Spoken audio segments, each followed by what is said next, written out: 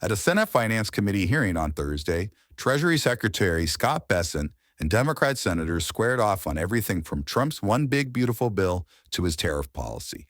Senator Bennet from Colorado started by calling out the bill, arguing it's a tax break for billionaires, just like the 2017 version. We are going to give tax cuts again to the wealthiest people in America, and we are going to finance it on the backs of the sons and daughters of teachers and firefighters and police officers all over this country because we can't pay for it.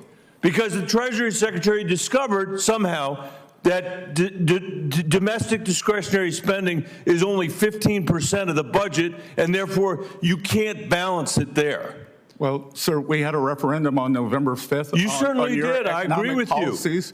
Your side lost. I agree with that. And a higher decibel level. And I'm a rare Democrat who doesn't blame Donald Trump for winning. I'm sad he won. I don't blame him for winning. But don't come here. In your statements, go ahead. They have veracity. Go ahead, Mr. Secretary.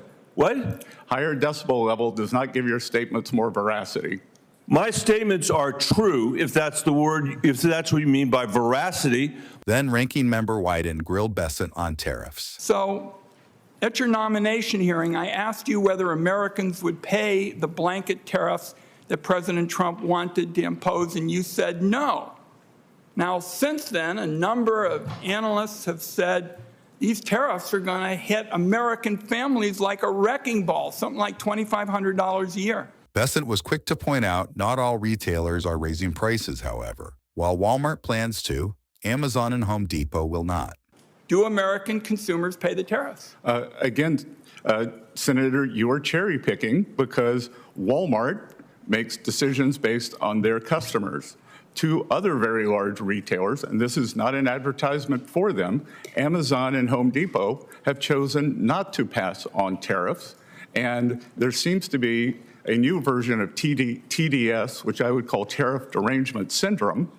And many on your side seem disappointed that there is no inflation to date. As a matter of fact, we saw the best inflation numbers since 2020.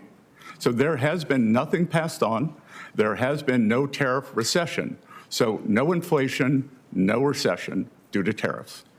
Senator Hassan also raised concerns on how tariffs will impact new parents. As the ranking member of the Joint Economic Committee, I just released a report this morning that shows that costs have gone up nearly 25% for the most popular baby items since Trump's main tariffs were imposed. This includes a price increase of more than $40 for the most popular infant seat on a car seat on Amazon. And Mr. Chair, with unanimous consent, I'd like to enter the JEC minority report into the record. Thank you.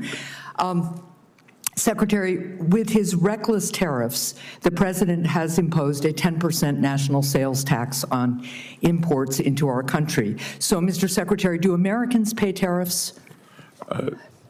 Senator, thus far, we have seen no price increases due to tariffs. As the hearing wrapped up, Senator Welch remarked on the flip-flopping nature of tariff prices. February 1, executive order, 10% on China, 25% on Mexico and Canada. February 3, 30-day pause on 25% tariffs on Mexico and Canada. February 10, 25% tariffs on steel and aluminum. March 4, an additional 10% on China, 25% on Mexico and Canada. This goes on and on. 22 different tariffs. And it looks like the president wakes up, kind of checks his mood, and changes the tariff regime. And I've talked to manufacturers where they've had products coming in to a port, and if they arrive on Monday, they're cool. If they arrive on Wednesday, it's going to cost them another $75,000. Just in terms of implementation, 22 different tariffs over the course of a few months. Good. Does that help?